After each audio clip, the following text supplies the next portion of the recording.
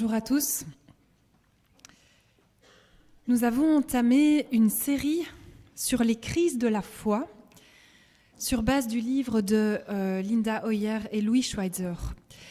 Nous avons vu lors de la première prédication sur l'apôtre Pierre que la crise de foi est un phénomène très profond, très intime, lié à notre personnalité et nos convictions, et qu'elle peut venir ébranler nos fondations, parfois jusqu'à nous faire pleurer des larmes amères. La Bible parle de ces crises. Alors aujourd'hui, nous voulons parler d'une réalité qui est capable de provoquer des crises de foi personnelles parfois violentes. Ce sont les crises d'église, les conflits dans l'église. En réfléchissant à ce thème des crises de la foi, j'ai réalisé que parmi mes plus proches, les plus grandes crises de foi traversées ont un lien avec l'Église, malheureusement, avec une division, une blessure, un conflit, un désaccord, voire un scandale lié à un pasteur ou un membre.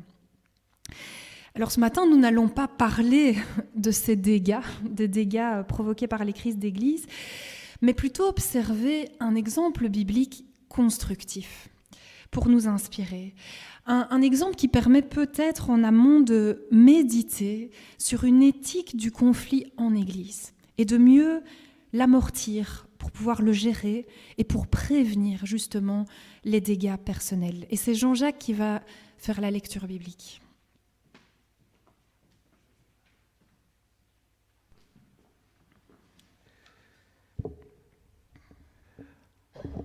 En ces temps-là, alors que le nombre de disciples augmentait, les croyants de langue grecque se plaignirent de ceux qui parlaient araméen.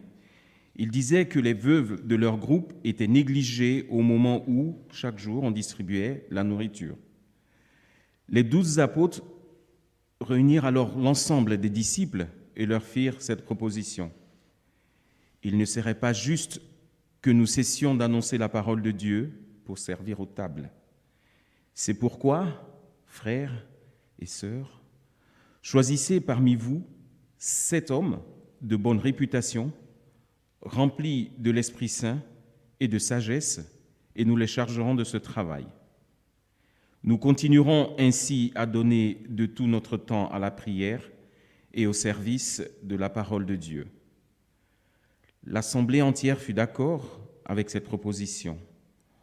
On choisit Étienne, un homme rempli de foi et de l'Esprit Saint, ainsi que Philippe, Procore, Nicanor, Timon, Parménas et Nicolas d'Antioche, qui s'étaient autrefois convertis à la religion juive. Puis on les présenta aux apôtres qui prièrent et posèrent les mains sur eux. La parole de Dieu se répandait de plus en plus. Le nombre des disciples augmentait beaucoup à Jérusalem et de très nombreux prêtres obéissaient à la foi en Jésus. Merci beaucoup, Jean-Jacques. Alors, un premier point, on va voir votre réaction au titre du sous-point, l'Église, une communauté sans conflit. Je regarde les têtes.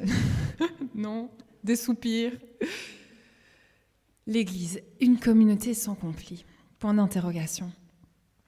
Alors l'Église, elle est constituée de communautés. C'est quoi une communauté ? Ce sont des personnes qui se rendent proches les unes des autres, qui décident de se rendre proches les unes des autres. Et c'est d'ailleurs un des beaux aspects de l'Église. C'est une réalité qui est très marquée au début de l'histoire de l'Église. Au début du livre des Actes, on a ce texte que vous connaissez, je pense, où on assiste à une espèce de lune de miel de l'Église avec une proximité intense entre les membres. Je vous relis juste un petit extrait. C'est dans Actes 2, versets 42 à 45. Tous s'appliquaient fidèlement à écouter l'enseignement que donnaient les apôtres, à vivre dans la communion fraternelle, à partager ensemble le pain et à participer aux prières. Tous les croyants étaient unis et partageaient entre eux tout ce qu'ils possédaient. Ils vendaient leurs propriétés et leurs biens et ils répartissaient l'argent ainsi obtenu entre tous en tenant compte des besoins de chacun. Chaque jour, d'un commun accord, ils se réunissaient dans le temple, ils partageaient ensemble le pain dans chaque maison et prenaient leur nourriture avec joie et sincérité de cœur. Et ça continue encore. Une communauté idéale de personnes qui deviennent proches au point de partager tout le fruit de leur bien, de manger tous les soirs ensemble ou tous les jours, de prier ensemble chaque jour. On sent qu'il y a eu vraiment une lune de miel, une unité hors du commun. Alors on sait qu'on ne vit plus un tel degré de proximité aujourd'hui, mais on a quand même intériorisé cet idéal, ce mythe d'une Église sans conflit. L'Église est censée être ce lieu où les choses fonctionnent différemment. Et donc, quand un conflit survient, on peut être ébranlé dans notre attente par rapport à l'Église. Et ça peut crisper tout de suite les choses au niveau personnel. Et puis en tant que chrétien, on a aussi un petit peu tendance à nier les conflits, parce qu'on se dit qu'en tant que disciple du Christ, on ne peut pas être en conflit. Or, c'est un pasteur qui dit ça, Frédéric Rognon, le conflit est destructeur quand il est nié. Il dit ceci, dans le cas où on le nie, il se renforce et ressurgit sous une forme bien plus virulente. C'est le retour du refoulé, toujours dévastateur. Alors on connaît ce phénomène, les disputes autour de la vaisselle dans un couple ou autour des recueils de chants à l'église, qui paraissent être des choses sans importance, ça fait souvent référence en fait à quelque chose de plus profond.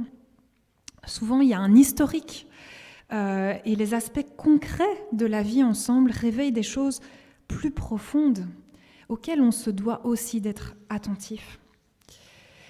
Donc en raison de nos idéaux et de cette tendance au refoulement, on peut, c'est vrai, être mal équipé pour gérer les conflits en Église, avec le risque d'une dégénération destructrice.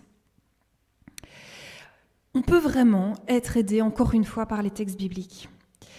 Alors, premièrement déjà, parce qu'on voit que les conflits surviennent très vite dans l'histoire de l'Église. Donc, un premier pas, ce serait déjà de se décrisper en admettant qu'une Église est constituée d'êtres humains en chemin, qui ont leurs blessures, et donc des conflits pas peuvent survenir, mais vont survenir. Et on sait aussi que les conflits surviennent plus entre personnes proches que personnes lointaines. Les conflits les plus graves, si on y réfléchit, sont ceux qui surviennent au sein du couple, dans les familles, entre voisins. On se dispute plus avec son voisin de palier qu'avec la personne d'un quartier différent. Et aussi au sein des communautés. Et l'Église ne fait pas exception. On ne peut pas en fait confondre l'Église locale et le royaume de Dieu. Des conflits sont inévitables parce que nous sommes imparfaits et que nous sommes proches dans la communauté. Donc on pourrait se poser la question, mais alors qu'est-ce qui nous différencie d'autres groupes ? Ce n'est certainement pas l'absence de conflit, mais c'est peut-être cet appel à gérer les conflits différemment. Le livre des Actes est vraiment une bonne source d'inspiration. Il nous montre l'apparition de conflits très tôt et comment ils vont être gérés par l'Église primitive. Alors, chacun a fait son interprétation des textes, évidemment, mais il y a des exemples qui sont plus inspirants que d'autres. On voit par exemple un premier conflit. Les choses vont se gâter assez rapidement autour des personnages que vous connaissez, Ananias et Saphira. Vous voyez cette scène, c'est une scène un peu choc, où les deux protagonistes mentent en disant, donc rappelez-vous qu'on est dans ce contexte de lune de miel, et ils mentent en disant qu'ils donnent aux apôtres la totalité du fruit de la vente d'un de leurs champs pour la communauté. Et en fait, ils avaient gardé en cachette une partie pour eux. Premier conflit, très très intense, et Pierre, à qui Jésus avait pourtant demandé de pardonner 77 fois 7 fois, et qui, on l'a revu la fois passée, avait lui-même menti quand il a renié Jésus, il va avoir des paroles très dures. Et les conséquences vont être assez dramatiques parce que cela finit par la mort subite des deux personnes. Voilà, c'est peut-être pas l'exemple qui va le plus nous apporter des ressources pour gérer bien les conflits. Mais on a ensuite un deuxième épisode riche d'enseignements, celui que Jean-Jacques nous a lu, d'un conflit qui va aboutir à une situation inédite, l'institution des premiers diacres. Alors ces deux désaccords, Ananias et Saphira et l'institution des diacres, en fait, ils illustrent bien la nature du conflit. Un conflit peut représenter un danger, c'est vrai, parce qu'il peut aboutir à une division, parce qu'il est la porte ouverte à la violence. Mais un conflit peut aussi représenter une opportunité de croissance, de changement, d'amélioration, de créativité. Et c'est ce que nous allons voir maintenant, un exemple de bonne gestion du conflit. On va reprendre notre texte verset par verset. Je relis la première portion. En ce temps-là, alors que le nombre des disciples augmentait, les croyants de langue grecque se plaignirent de ceux qui parlaient araméen. Ils disaient que les veuves de leur groupe étaient négligées au moment où chaque jour on distribuait la nourriture. Quand j'ai relu cette portion, je ne peux pas m'empêcher de penser à Nathan, mon mari, qui gère ces distributions de nourriture et à quel point il peut y avoir parfois des tensions, parce que voilà, des gens ont faim. Donc on peut imaginer concrètement qu'il y ait pu avoir des problèmes. On voit dans cette portion un exemple classique. Qu'est-ce qu'un conflit en fait ? Un conflit, c'est un rapport de force quelque part entre des personnes ou des groupes dont les intérêts, les besoins ou les valeurs, et ça peut parfois très fort nous crisper quand on n'a pas les mêmes valeurs, sont différents, sont divergents. Ici, on voit que c'est la langue qui constitue les groupes. Donc il y a ceux qui parlent araméen, ceux qui parlent grec, et il y aurait une discrimination de la part de ceux qui parlent araméen. Les croyants de langue grecque, ils ont l'impression que leurs veuves sont négligées par rapport aux autres dans les distributions de nourriture. Il y a un sentiment d'injustice. Comme souvent, le sujet du conflit, c'est d'abord un objet. En fait, il y a vraiment quelque chose qui ne va pas. Ici, c'est la gestion de la distribution de nourriture. On a déjà évoqué l'exemple de la vaisselle, du choix du recueil de chants. Vous pouvez vraiment imaginer ce genre d'exemple. Et à ce stade-ci, en fait, on est dans un conflit tout à fait ordinaire, lié à la vie de proximité ensemble. Le danger du conflit, c'est quand il passe d'un conflit d'objets, donc un besoin, des intérêts, des valeurs, à un conflit de personnes. Et je recite le pasteur Frédéric Rognon. Il dit « Un objet est toujours négociable, tandis qu'une accusation personnelle provoque une telle onde de choc que la mécanique conflictuelle ne peut que s'emballer. » Quand cela devient un conflit entre personnes, où quelque part on attaque l'autre, à un moment on passe une ligne, on attaque l'autre pour ce qu'il est et non pour un problème précis, pour un acte précis, pour un objet, c'est la porte ouverte à la violence. Je recite encore le pasteur Rognon, il dit « La violence est toujours orientée vers la mort de l'autre, mort physique, psychologique ou symbolique. » Et je ne peux pas m'empêcher de faire le lien avec Ananias et Saphira. Après, libre à vous de faire une autre interprétation, mais j'ai vraiment l'impression que dans ce passage, relisez-le peut-être, Pierre glisse vers un conflit de personnes. Il dit « Satan s'est emparé de ton cœur ». Et ça a une conséquence. Je pense que là, il y a sans doute une ligne rouge. Dans l'Église, on veut veiller à garder le conflit autour des objets et veiller à ce qu'il ne glisse pas en conflit de personnes. Et on est là pour s'aider les uns les autres parce que c'est vraiment difficile. Et je dirais qu'on peut tracer cette ligne sur base de 3 fondements. Le premier fondement, c'est que Dieu nous a créés à son image, nous a tous créés à son image, pas seulement certains, pas seulement ceux qui ont raison. Il y a une image de Dieu en chaque personne, et donc on ne peut jamais dans l'absolu vouloir détruire un autre, vouloir détruire l'autre. Le deuxième fondement, c'est que le Christ, nous exhorte au pardon, mais c'est presque plus que ça. Il dit celui qui pardonne pas, c'est vraiment grave. Il nous exhorte au pardon, à la compassion et à la miséricorde. Ça implique qu'on ne peut jamais non plus condamner quelqu'un définitivement. Et la troisième chose, et je pense que là, il y a vraiment une clé qui nous différencie, c'est une ressource qu'on a en tant que chrétien, c'est le secours du Saint-Esprit. Quand on est dans une impasse, parce qu'il y a des conflits, on ne peut pas le nier, ça va parfois nous blesser profondément, l'Esprit peut trouver des chemins nouveaux. On n'est pas seul et on est appelé à l'inclure par la prière intense lors de moments de conflit. Est-ce que ce n'est pas la chose la plus difficile à faire quand on est énervé, en colère? Prier. Et pourtant, quand il y a un conflit, ou même un conflit latent, j'ai envie de dire, on peut être complètement absorbé par notre perception personnelle de la situation. Et lorsqu'on prie, qu'est-ce qui se passe en fait quand on prie? On s'expose à la vie de quelqu'un d'autre qui est en nous. Le Saint-Esprit souffle de paix et de compassion. C'est une prière difficile, mais tellement nécessaire, de prier pour la bénédiction de celui avec qui je suis en conflit. Difficile, mais cela peut transformer mon regard et ouvrir des chemins nouveaux.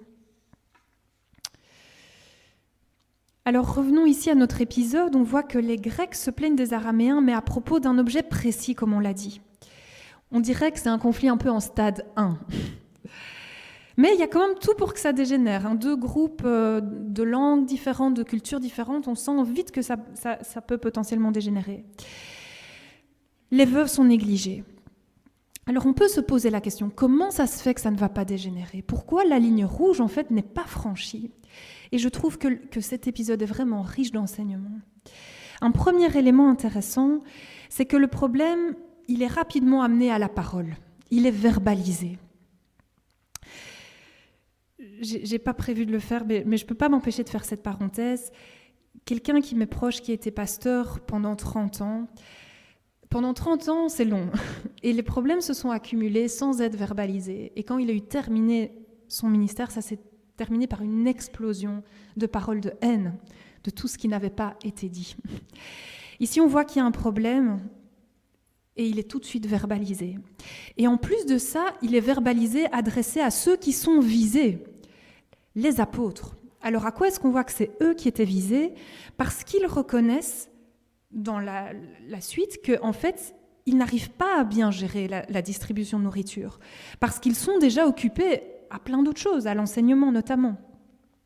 Alors sans doute qu'on a ici une clé, parce que la parole n'est pas derrière le dos, elle est ouverte, elle est directe et elle s'adresse à ceux qui sont concernés. Il y a un problème et on vous le dit.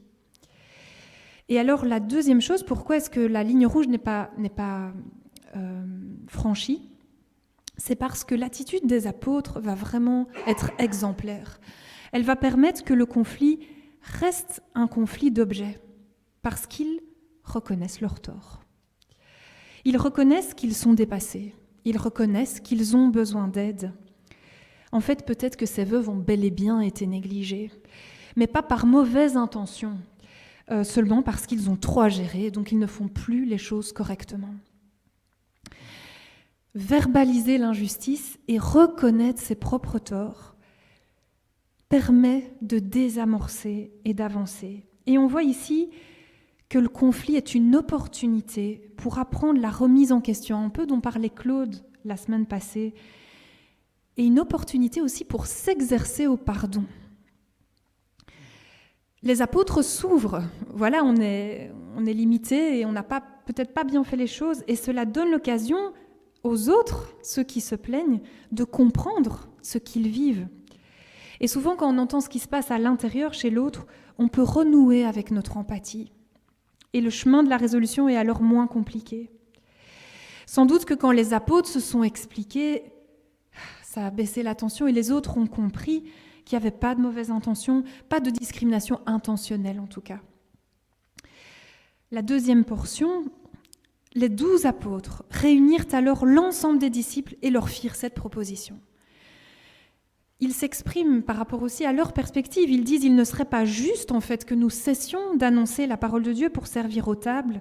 C'est pourquoi, frères et sœurs, choisissez, ils font confiance, choisissez parmi vous 7 hommes de bonne réputation, remplis de l'Esprit Saint et de sagesse, et nous les chargerons de ce travail. Nous continuerons ainsi à donner tout notre temps à la prière et au service de la parole de Dieu. On voit que les apôtres rassemblent tous ceux qui sont concernés, pas pour débattre des torts, mais pour proposer une solution.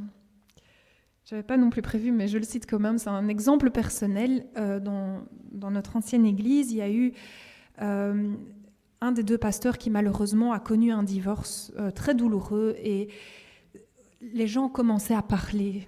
Et ça créait vraiment... Ça mettait un peu du poison dans la vie de l'Église. Et le second pasteur a rassemblé toute l'Église. Et il a mis à plat en disant, voilà la situation, voilà ce qui s'est passé. Est-ce que quelqu'un a quelque chose à dire ? Non, alors on n'en parle plus. Et ça a assaini la situation. On voit ici que les apôtres font ça, ils rassemblent tout le monde et ils proposent une solution. Ça veut dire aussi que le problème a été reconnu, entendu. Et la solution ici, c'est une délégation. Je me dis, c'est sage et c'est humble. Les apôtres ne s'accrochent pas au pouvoir, ils ne s'entêtent pas. Ils proposent de faire confiance à cette personne, même pas que eux auront choisi, mais que l'Assemblée va proposer. Et les apôtres pourront confier officiellement cette tâche. Dernière portion. L'Assemblée entière fut d'accord avec cette proposition. On choisit Étienne, un homme rempli de foi et de l'Esprit Saint, ainsi que Philippe, Procore, Nicanor, Timon, Parménas et Nicolas d'Antioche, qui s'étaient autrefois convertis à la religion juive. Puis on les présenta aux apôtres, qui prièrent et posèrent les mains sur eux. La parole de Dieu se répandait de plus en plus. Le nombre de disciples augmentait beaucoup à Jérusalem, et de très nombreux prêtres obéissaient à la foi en Jésus. On voit que la bonne gestion du conflit porte du fruit. Déjà, il y a unanimité, on le sait aussi dans nos assemblées d'église, l'unanimité, c'est encourageant. On choisit 7 hommes et on voit qu'ils sont tous de langue grecque dans le texte. Donc en fait, c'est des personnes du camp de ceux qui s'étaient sentis lésés. C'est un petit peu comme si la balance était rétablie. L'unité est restaurée, le sentiment d'injustice est pacifié et, important, on voit aussi des fruits spirituels. La parole de Dieu se répandait de plus en plus, le nombre des disciples augmentait. On voit que cette crise surmontée par une vraie réconciliation est couronnée de bénédictions. Une situation qui aurait pu facilement dégénérer a été recyclée grâce à de la créativité par l'institution des diacres. C'est un très bel exemple, très inspirant, de bonne gestion du conflit. Alors il y en aura d'autres dans le Nouveau Testament. En Acte 15, vous avez la conférence de Jérusalem qui montre un bel exemple de compromis. Et puis il y a aussi dans ce même chapitre la séparation de Paul et Barnabas qui nous montre que parfois il est sage aussi de faire route séparément. Alors pour conclure, quelques pistes pour baliser notre rapport au conflit dans l'Église, inspirées de ce texte des Actes, afin de prévenir des blessures personnelles et de permettre à l'Esprit du Christ de rayonner à travers la communauté. Peut-être un premier point qu'on a vu, c'est de se rappeler que l'Église n'est pas le royaume de Dieu, mais un lieu où l'on cherche à apprendre ensemble une attitude inspirée par le royaume. Deuxièmement, rappelons-nous aussi que nous prenons le risque de nous rendre proches dans les communautés. Nous prenons un risque, mais un beau risque. Et donc des conflits d'objets vont survenir, et c'est normal. Interdisons-nous et encourageons-nous les uns les autres de glisser vers un conflit de personnes en enfermant quelqu'un dans cet or. Troisième enseignement, nommons, ne refoulons pas, nommons les injustices et les conflits. Amenons à la parole ouverte et bienveillante. Soyons attentifs à la sensibilité de nos frères et sœurs. Quatrième enseignement, un encouragement à reconnaître nos propres torts. Pas toujours facile. Et enfin, ouvrons-nous ensemble à l'action du Saint-Esprit par la prière intense dans les temps de tension. C'est ainsi aussi qu'on reçoit de la créativité pour trouver des solutions. Et je termine cette méditation par un verset en Matthieu 5. Heureux ceux qui procurent la paix, car ils seront appelés fils de Dieu. Amen.